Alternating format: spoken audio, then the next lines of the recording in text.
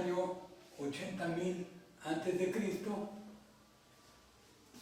y en el año 40.000 años de Cristo se han encontrado registros en huesos y en palos que dan informes sobre el calendario lunar. Estos son tal vez los registros más antiguos que tiene la humanidad, hasta ahorita encontrados. Bueno, de ahí nos pasamos a 20.000 años antes de Cristo. En 1960, en África, se encontró un peroné de babuino con 3 hileras de muescas.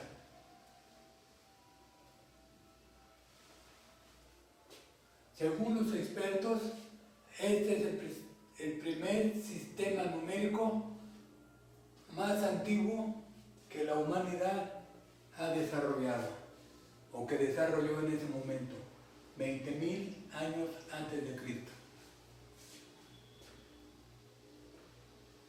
De ahí nos pasamos al año 4100 antes de Cristo.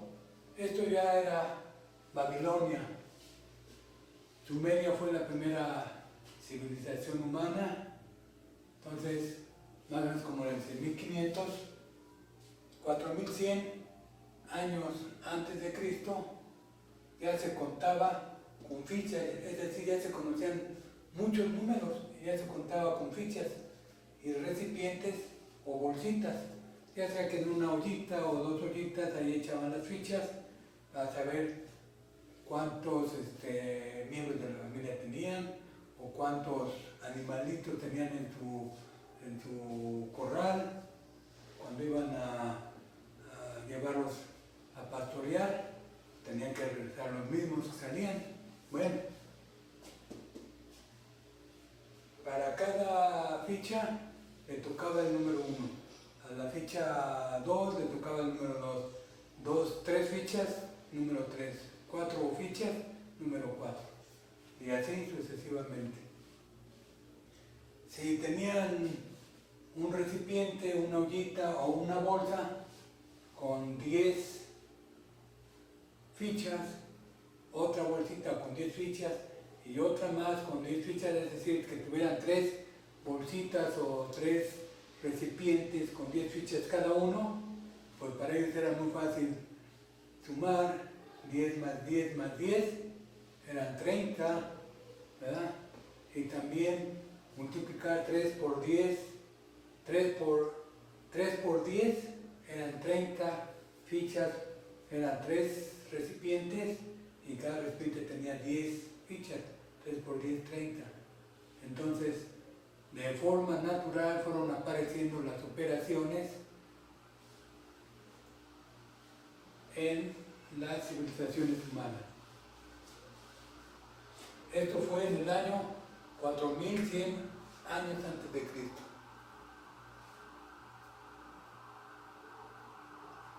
La siguiente gran civilización fue la civilización egipcia. Ellos iniciaron en el 3100 y terminaron aproximadamente 100 años antes de Cristo. Fue una civilización que duró aproximadamente 3.000 años. Nosotros, a partir de Cristo, a la fecha, hemos recorrido en el tiempo 2.000 años, así que 3.000 es un tiempo muy grande, muy considerable para poder hacer casi todo lo que se les ocurrió, lo hicieron los egipcios. Los egipcios desarrollaron la matemática y la llevaron a un grado superior de manera práctica. Ellos ya conocían números tan grandes como el número 100.000. Inventaron la archipéndula, que es una especie de es un triángulo, el centro, las marcas, y del vértice superior colgaba un peso. Es una plomada, Esta archipéndula nos mide la horizontalidad del terreno o la horizontalidad de las mesetas en las pirámides. Otra cosa fundamental, como tiene un péndulo que apunta al centro de la Tierra, si tenemos un piso inclinado, pues esto se inclina también, pero el péndulo siempre va a estar apuntando hacia el centro de la Tierra. Entonces, ahora se va a mover hacia un lado o se va a mover hacia el otro lado si fuera en sentido opuesto la pendiente del terreno. La archipéndula es el antecesor al nivel de burbuja que tenemos hoy, que fue inventado varios miles de años después en Francia.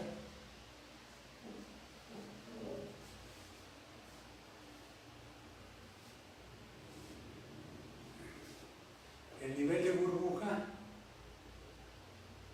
lo conocemos y se utiliza en las construcciones modernas para hacer rascacielos, para hacer casas, para hacer edificios culturales, universidades. Es una herramienta muy necesaria en nuestra época moderna. Bueno, ellos conocieron el número 100.000, conocieron ecuaciones de segundo grado, las resolvían de manera práctica. No había un método teórico para hacerlo.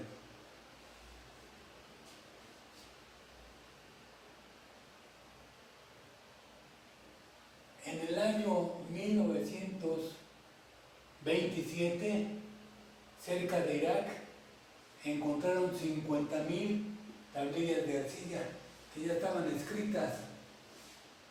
Y una de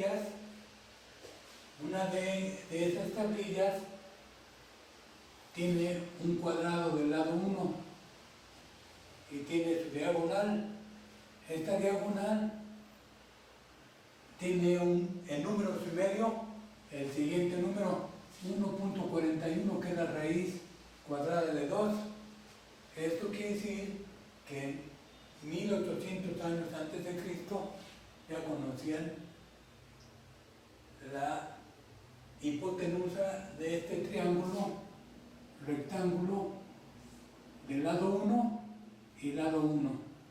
Y esta es la diagonal, ¿verdad? Esta tablilla en realidad tiene 2 diagonales. Así es como apareció.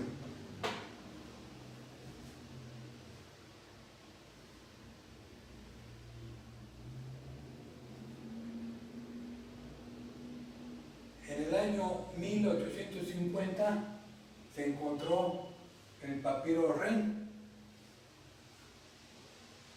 El papiro Rin resultó ser un libro que estudiaban los escribas en este año. Y en uno de sus lados se afirma que este libro es copia de otro que fue escrito 200 años antes, es decir, en el año 1800. En otro lado del papiro Rin tiene aproximadamente como 80 problemas resueltos, y uno de esos problemas resueltos calcula la altura de las pirámides, ya que los egipcios ya manejaban geometría, manejaban matemática, podían, pues con eso pudieron hacer las pirámides monumentales, las esculturas grandes, muy grandes las esculturas humanas. En Luxor es una ciudad gigante, los templos son enormes, uno se siente chiquito ahí en Luxor.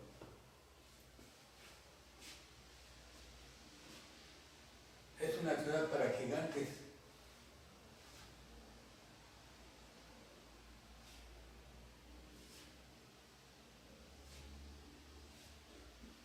Ahora vamos con Tales de Mileto, que es el primer filósofo griego. Él empezó a buscar un principio de las cosas y su principio para él era el agua, así como para otros era el aire, pero él fue el primer filósofo griego. Vivió de 624 a 548 a.C., 1000 años después de los 1600. En su juventud, él fue a Egipto. Todavía era una gran civilización Egipto, estaba en todo su esplendor. Entonces, cuando llegó Tales de Mileto, caminó por las calzadas de la civilización egipcia, de la ciudad egipcia, imagínense, se maravilló, quedó asombrado de la hermosura de esa ciudad. Y además, los pisos de los templos eran como los pisos de nosotros, que tienen figuras geométricas. Quedó tan impresionado y asombrado que decidió estudiar geometría y matemáticas con los sacerdotes egipcios. Y así lo hizo. Estudió geometría y estudió matemáticas con los egipcios. Cuando regresó a Grecia, él enseñó lo que había aprendido con los sacerdotes egipcios. Y uno de sus alumnos fue Pitágoras. Pitágoras nació 569 a 475 antes de Cristo y fue alumno de Tales de Mileto. Pitágoras funda la escuela pitagórica. Esa escuela pitagórica fue fundamental, es la primera escuela matemática. De hecho, Pitágoras es el primer matemático ya formal de la historia.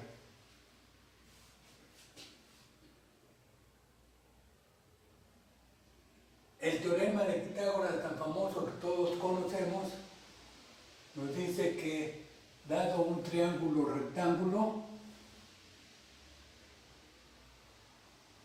con su hipotenusa, nos dice que la hipotenusa elevada al cuadrado es igual a un cateto al cuadrado más el otro cateto elevado al cuadrado. Este es un cateto y este es el otro cateto. Se caracteriza porque el ángulo que forman los catetos es de 90 grados, por eso se le llama triángulo rectángulo. La hipotenusa es el lado que está opuesto al ángulo de 90 grados. Entre sus estudios que hizo la escuela pitagórica, encontraron que la hipotenusa es igual a raíz de 2, es 1.41 y siguen, los números no terminan. Entonces, Pitágoras, como no conocía estos números, les llamó inconmensurables, números que no se podían medir. Y en la práctica, en una regla o en una línea recta, no se puede tocar el número 1.41 con todos sus números que siguen. Entonces, ellos que habían pensado que los números representaban al universo y que había armonía entre los números y el universo, al encontrar que raíz de 2 no lo podían tocar, pensaron, bueno, es que es un hoyo en el universo, y si hay un hoyo en el universo, hay muchos más hoyos. Entonces, para Pitágoras, esto fue una catástrofe. Fue tan grande que decidieron guardar silencio, guardar todos sus documentos, sus escritos que tenían, y durante 300 años hubo un oscurantismo en matemáticas en relación a los números. Los matemáticos en ese momento hicieron otro camino, y el camino fue con segmentos de recta. ¿Por qué? Porque los segmentos de recta los estamos viendo, tenemos una regla, la vemos y los podemos continuar trabajando con ella. Este fue el otro camino que siguieron las matemáticas. Bueno.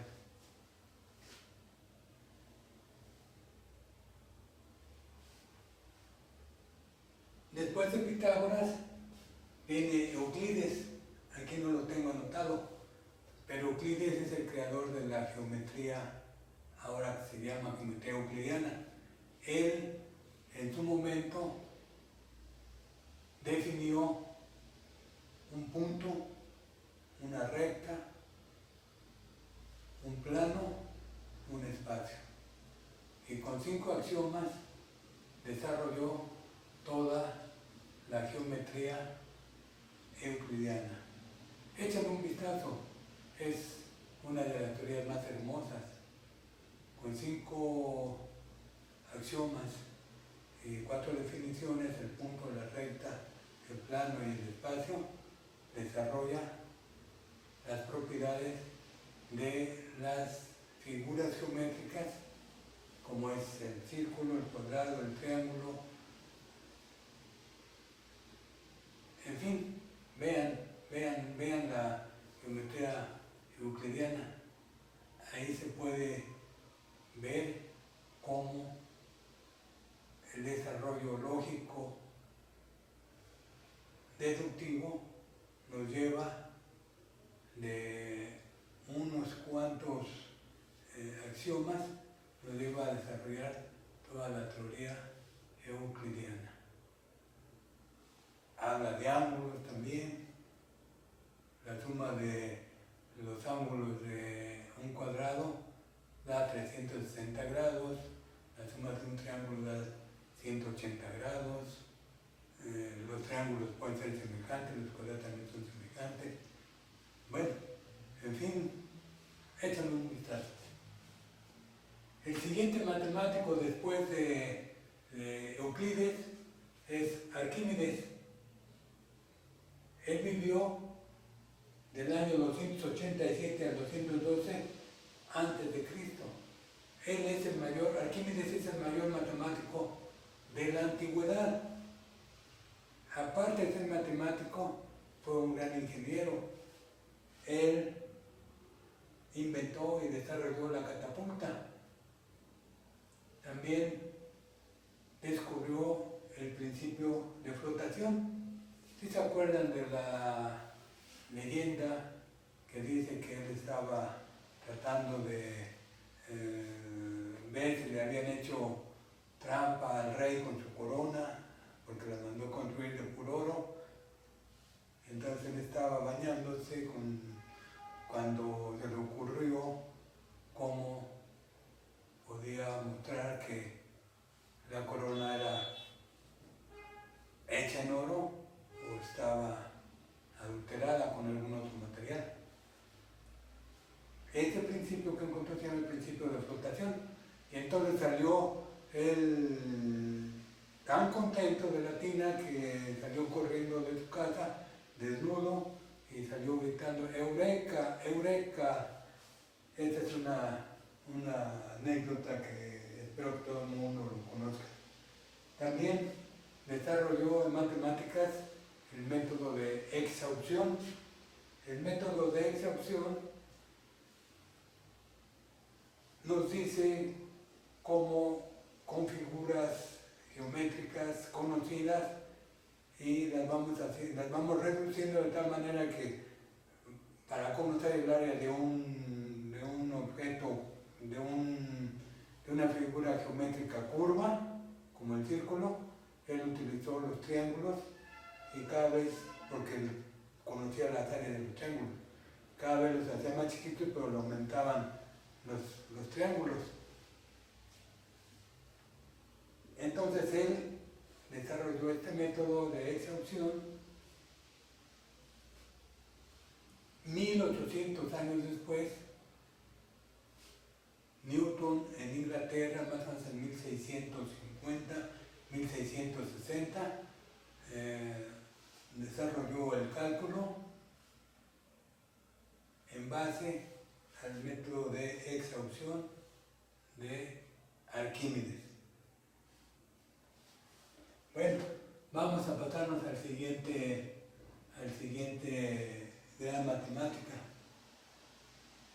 El siguiente gran matemático es Diofanto. Diofanto es el último de los matemáticos griegos. Estamos en el siglo III después de Cristo, ya 3 siglos después de Cristo.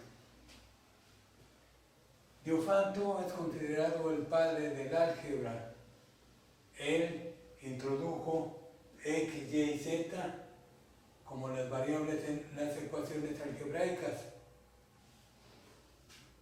Las ecuaciones algebraicas que encontró Diofanto ahora se llaman ecuaciones diofantinas. En esas ecuaciones diofantinas, él encontró soluciones con números negativos. También encontró soluciones con números racionales. Pero como no conocía los números negativos, ni tampoco conocía los números racionales, las desechaba. Incluso, como no conocía el cero, acuérdense que el cero lo inventaron los hindúes en el año 600 después de Cristo. Entonces, para el siglo III, Diofanto no tenía noticia del número cero. Él fue el último de los matemáticos griegos de la antigüedad. Bien, continuamos con nuestro curso de matemáticas después de esa pequeña introducción histórica. Vamos a ver los números reales. Los números reales. Acuérdense que encontramos números que no son racionales y además demostramos que el número raíz de 2 no es racional. Si hay un número que no es racional, pues va a haber muchos. Tenemos el número pi, el número e, raíz de 7, raíz de menos 1, tampoco son racionales. Entonces, si yo tomo números del conjunto de los racionales, por ejemplo, puedo tomar a entre b y sumárselo a la raíz de 2. Este número tampoco es racional. A entre b más pi tampoco es racional. A entre b más raíz de menos 1 tampoco es número racional. O si yo multiplico los números inconmensurables con números racionales, el resultado tampoco es racional. A entre b por pi no es racional. A entre b por el número e tampoco es un número racional. A entre b por raíz de menos 1 tampoco es un número racional. Y puedo seguir multiplicando y puedo seguir sumando y voy a tener una infinidad de números que no son racionales. Es decir, voy a tener una infinidad de números inconmensurables o irracionales.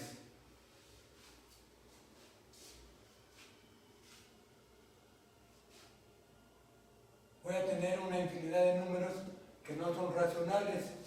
Este símbolo que es decir, la I quiere decir es decir. Existe una infinidad de números que no pertenecen al conjunto de los racionales y que son llamados inconmensurables.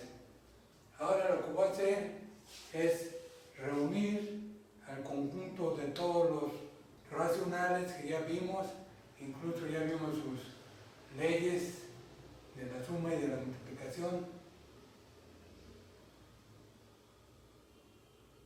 y reunirlos con todos estos números que son infinitos, los inconmensurables.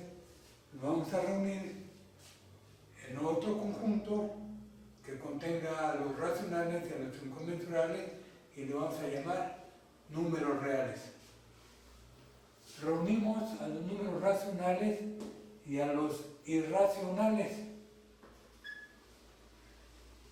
en un conjunto que se va a llamar conjunto de los números reales. Y lo hacemos de la siguiente manera.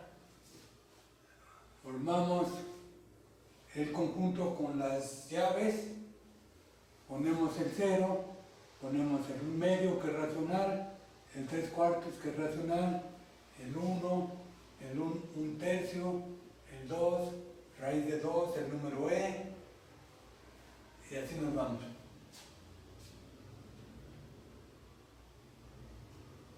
De este lado también pongo menos 3/5, menos 1, menos 7/4, el 2, el número menos e, este es el número menos 2.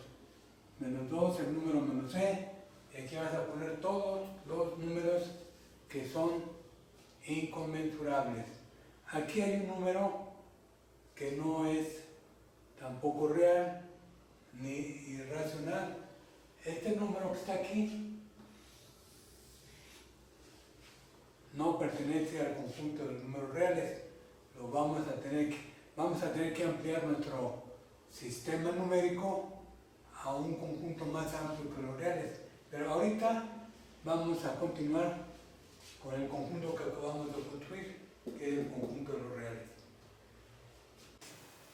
Acabamos de reunir a los números racionales con los inconmensurables, y a esa reunión de conjunto Q con el conjunto de los inconmensurables le llamamos el conjunto de los números reales. Es decir, los reales es igual al conjunto de los irracionales unión con el conjunto de los irracionales o inconmensurables. Vamos a ver que con la suma, la multiplicación y el orden, los reales cumplen con estas leyes. La suma es cerrada en los reales.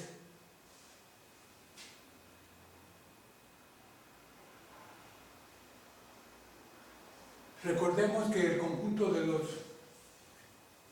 racionales cumplen también con estas leyes.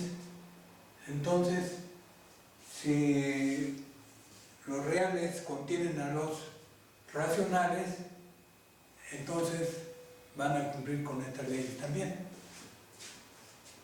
La suma es cerrada en los reales. Vamos a irla numerando. La primera es la ley conmutativa, que nos dice que A más B es igual a B más A. Estamos conmutando. La segunda, la ley asociativa, A más B más C es lo mismo que A más B más C.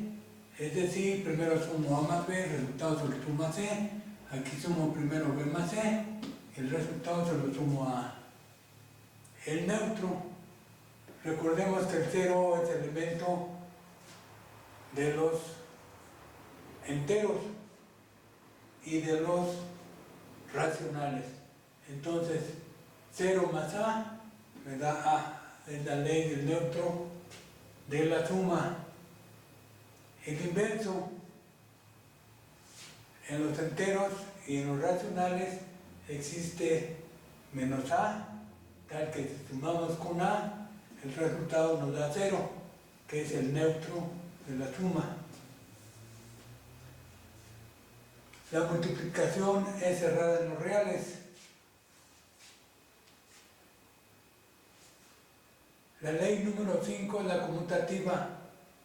A por B es lo mismo que B por A. La ley asociativa es la número 6. Si yo multiplico A por B y el resultado se lo multiplico a C, va a ser lo mismo que si multiplico B por C y el resultado se lo multiplico a A. La del neutro multiplicativo. El neutro multiplicativo es el número 1. 1 por A es igual a A. El inverso multiplicativo. Existe 1 entre A, elemento de los racionales, tal que A por 1 entre A es igual a 1. También se cumple en los números reales. La ley de la distribución de la suma con la multiplicación. Si yo multiplico A por la suma de B más C, es lo mismo que si yo multiplico A por B y luego le sumo A por C.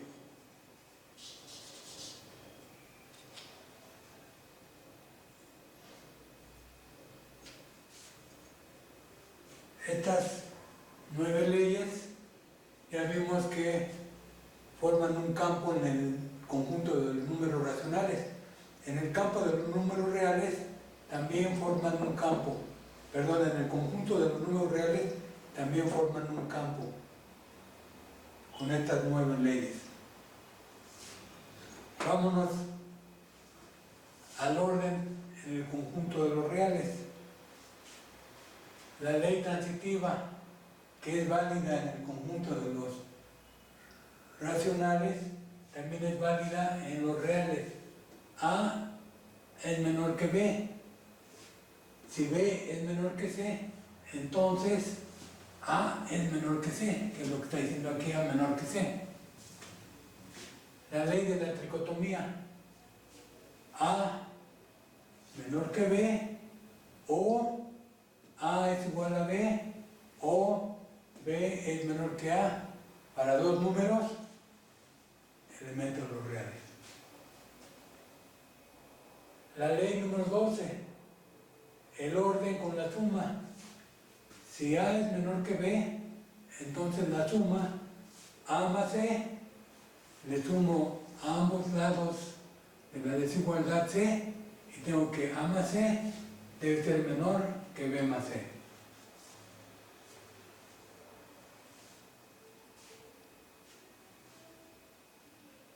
El orden con la multiplicación.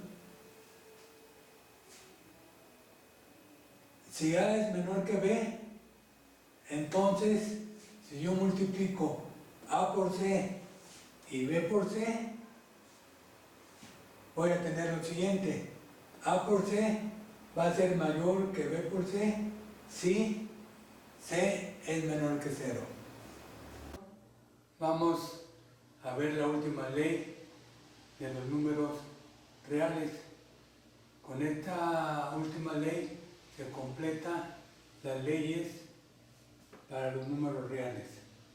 Pero antes vamos a definir un intervalo cerrado y sus cotas superiores e inferiores. Lo vamos a hacer de la siguiente manera.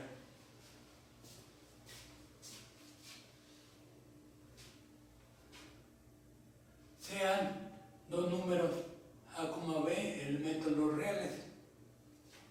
Si A es menor que B, entonces entre A y B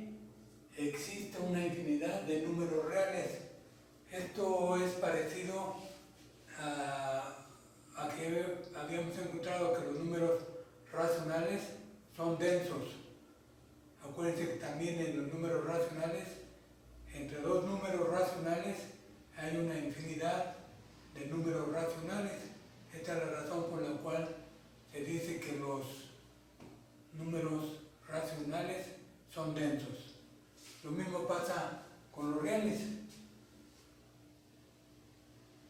A saber, el número a más b entre 2 está en el intervalo que forma a y b.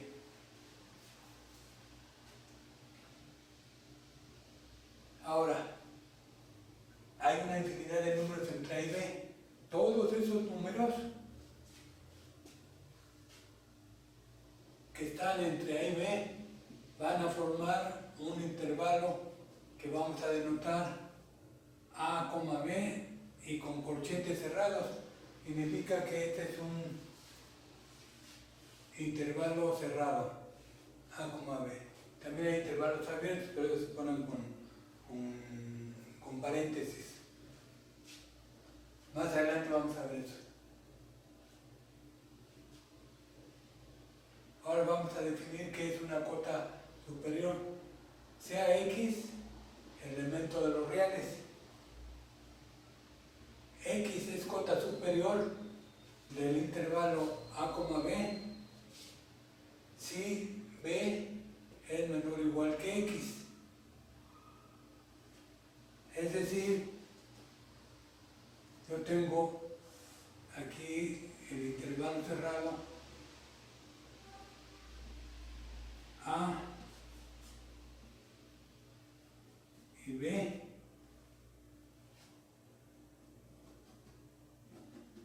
Cualquier número X que esté por arriba de B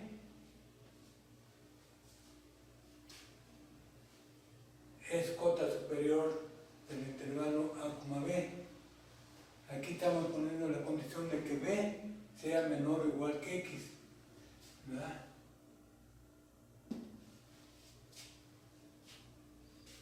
Lo mismo pasa para el ínfimo. Sea y elemento de los reales. Y es cota inferior del intervalo a, b si y es menor o igual que a. Lo mismo. Ahora y está de este lado, ¿verdad? Y es cota inferior del intervalo a, b. Si a es igual a y, también es cota inferior.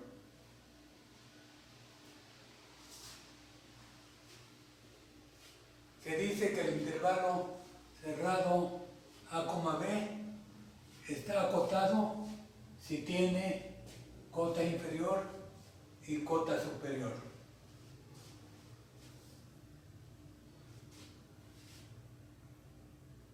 Ahora se define la cota P es el supremo si la cota P es menor que cualquier X, siendo X cota superior del intervalo a, b y con la limitación de que P sea distinto de X. Es una condición que se le pide a la cota al supremo que P sea distinta de X. La cota Q es el ínfimo del intervalo a, b, acuérdense que estamos hablando del intervalo a, b. Si y es menor que q, para toda y que sea cota inferior del intervalo a, b, y también se condiciona a que q sea diferente de y.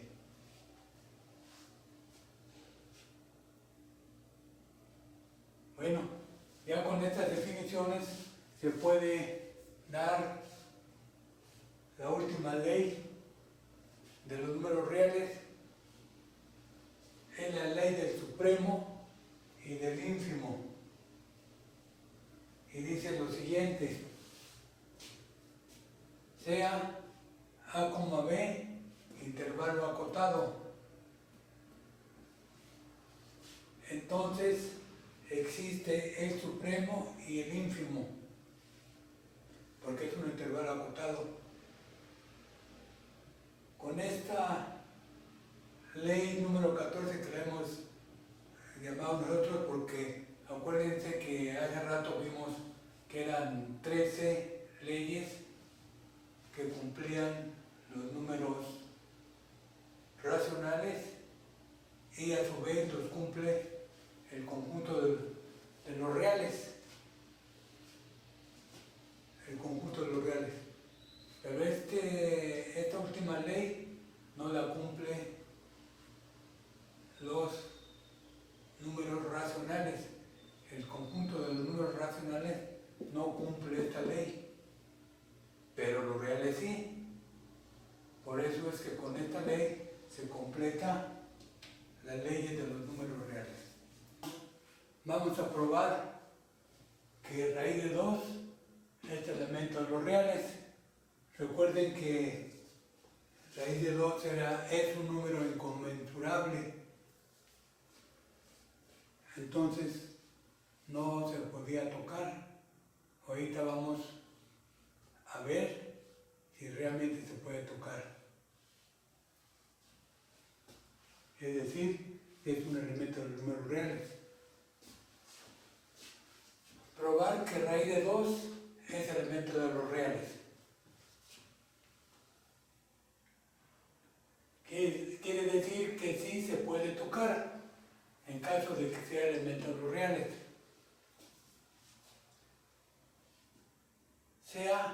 Vamos a suponer que raíz de 2 es elemento de algún intervalo cerrado, A1, B1, con A1, B1 elementos de Q. Es decir, vamos a suponer que raíz de 2 está dentro de un intervalo, de tal forma que los números extremos del intervalo son números racionales.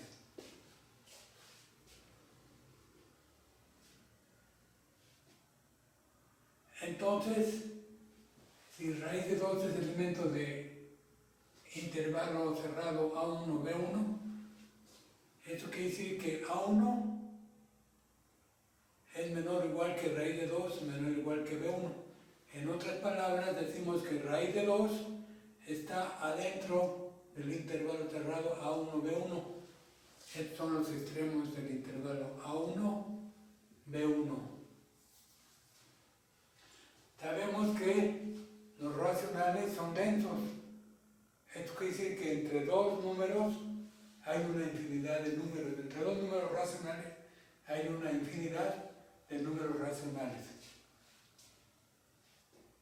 Entonces existen dos números A2, B2, elementos de Q, tal que podemos hacer un intervalo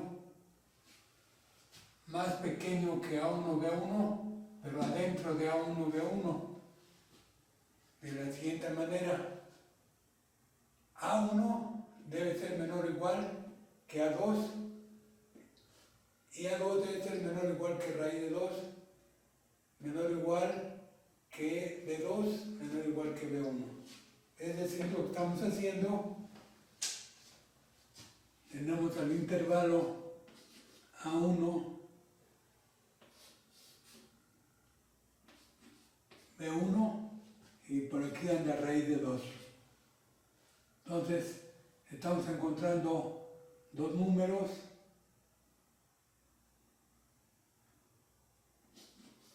A2 y B2, de tal manera que este intervalo está adentro de A1 y B1, y además contiene la raíz de 2. Esto es lo que vamos a seguir haciendo.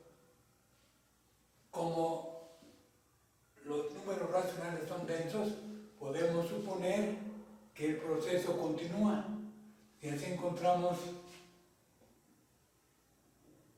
intervalos A1, B1, A2, B2, A3, B3, A4, B4, A5, B5, y así nos vamos hasta encontrar el intervalo AN, BN. Aquí lo vemos. A1 es menor o igual que A2, menor o igual que A3, menor o igual que A4, menor o igual que AN. Y raíz de 2 es menor o igual que BN, menor o igual que B5, menor o igual que B4, menor o igual que B3, menor o igual que B2, menor o igual que B1. Estamos construyendo una sucesión de intervalos encajados uno adentro del otro. Es lo que estamos haciendo aquí.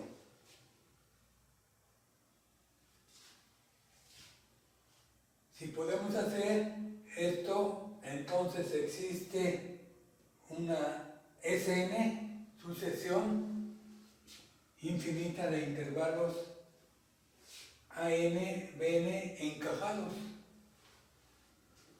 con n igual a 1, 2, 3, 4 y seguimos. Esto quiere decir que entre más grande sea el número n, el intervalo se hace más pequeño, la longitud del intervalo se hace más pequeño, se va cerrando, se va cerrando. Tal que la raíz cuadrada de 2 es elemento de esta sucesión, así como aquí. Raíz cuadrada está dentro del intervalo de la sucesión Sn. Si n crece, la longitud del intervalo AN-BN se aproxima a 0. Se va haciendo más cerrada, más cerrada, más cerrada, más cerrada, hasta que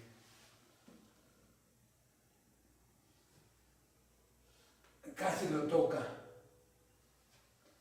Entonces, al ir creciendo n,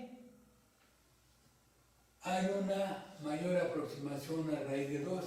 Raíz de 2 no tiene manera de escaparse de ahí. Y se atrapa a raíz de 2 cuando n es igual a infinito.